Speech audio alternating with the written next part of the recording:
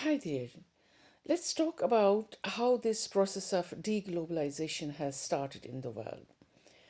After the conclusion of the Second World War and Hitler's defeat, the international community convened in Bretton Woods to formulate a comprehensive political and economic strategy for the future.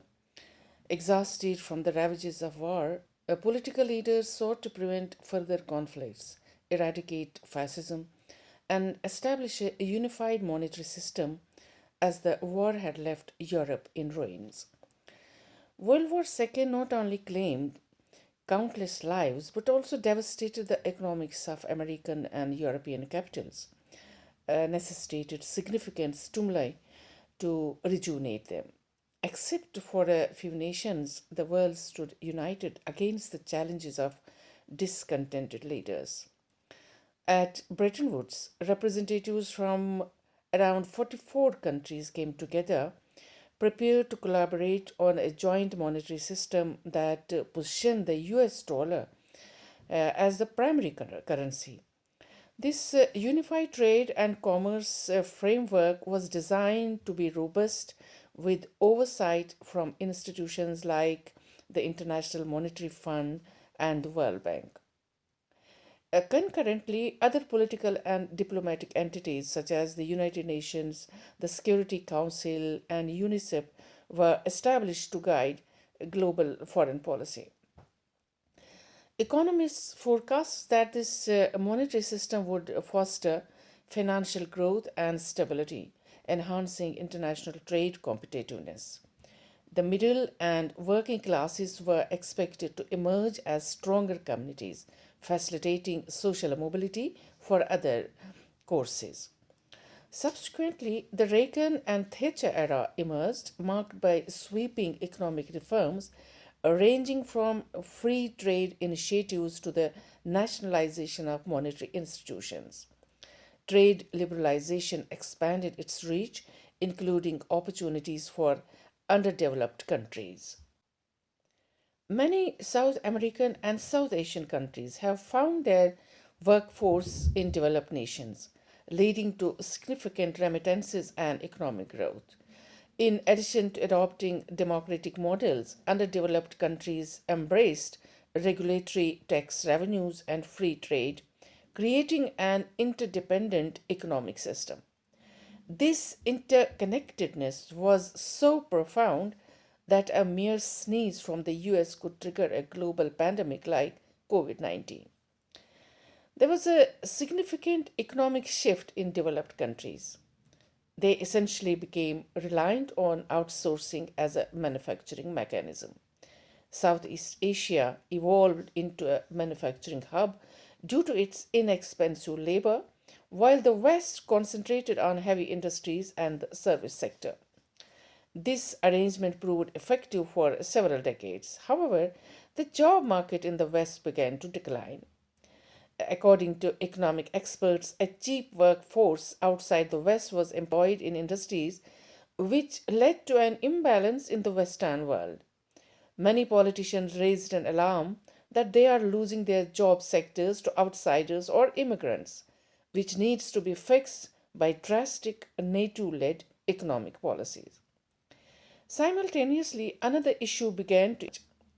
Initially, robust economies and institutions such as the IMF and World Bank supported weaker economies.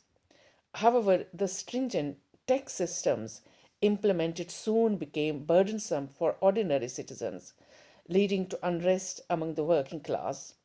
This discontent sparked a demand for more people centric economic policies. Rather than prioritizing financial improvement, political leaders resorted to extreme measures, resulting in a rise in populism that has significantly impacted strong economies more than the weaker ones. The establishment of international dialogues aimed at addressing conflicts and wars represented a significant advancement in maintaining checks and balances against bullying and authoritarian regimes. However, the United States and its allies overstepped their bounds, adopting a role akin to that of police officers and attempting to rectify the situations in nations they deemed belligerent. Over the decades, this self proclaimed moral authority became mild in regime changes and invasions, particularly in the Middle East. The consequences have been devastating, leading to the destruction of countries from Iraq to Libya, and this cycle of turmoil appears to be unending. Economic globalization and the political invasions were unparalleled. Suspicion bred confusion and chaos in the developing world, leading to widespread questioning of the West's intentions. Harvard professor Theodore Levitt introduced the concept of globalization in international trade, politics, and diplomacy through his influential 1983 article, which governments around the globe widely embraced. As certain Western countries enacted new immigration policies, the true essence of globalization became obscured in the markets.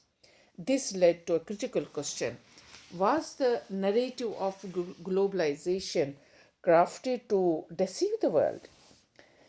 The intertwining of diplomacy and economics became so entrenched that it became commonplace to accept and protect dictators, populists, and fascist regimes.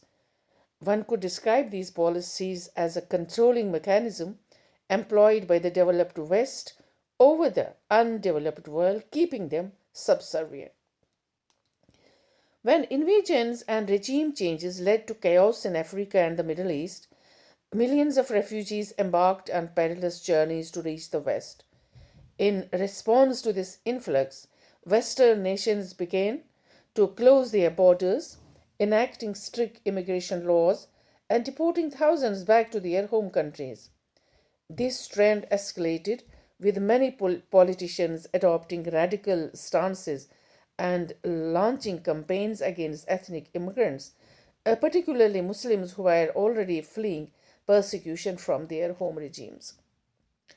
Brexit marked the beginning of a strategy to deglobalize, as countries like France and Hungary also began to shut their doors.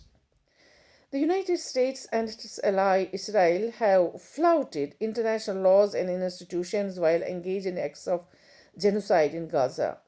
Despite numerous UN Security Council resolutions calling for a ceasefire, the violence continues unabated, with innocent children and women being killed, maimed, and displaced. And the US president had even gone so far as to suggest that Gazans leave their homes to make way for a tourist resort, all while the atrocities are broadcast live. As the world witnesses ethnic cleansing, it is simultaneously experiencing ethnic flooding across various regions from the world Arab world to Asia. We find ourselves in a reality where some liberal democracies are transforming into fascist regimes, with those in power resorting to increasingly extreme measures to suppress dissenting voices. Who will intervene? Europe, China, or the Arab world? All are grappling with the shock and awe of these developments. The ongoing tariff and trade war between the United States and the rest of the world has caused millions to experience sleepless nights. The abrupt collapse of international political, economic, and diplomatic institutions is perceived as a wild horse unleashed upon the world, trampling everything in its path. Can we conclude that the model of Western democracy has also failed, much like many past philosophies from socialism to secularism? Are we prepared to acknowledge that the vanguard of globalization is reversing its policies and that deglobalization has begun in the developed world? Yet, can we expect these nations to cease their invasions and regime changes in countries that are now barring entry? At the very least, these countries should adopt a policy of non intervention, which could serve as a prerequisite for accepting the extreme measures imposed by the developed West. Take care. Thank you very much.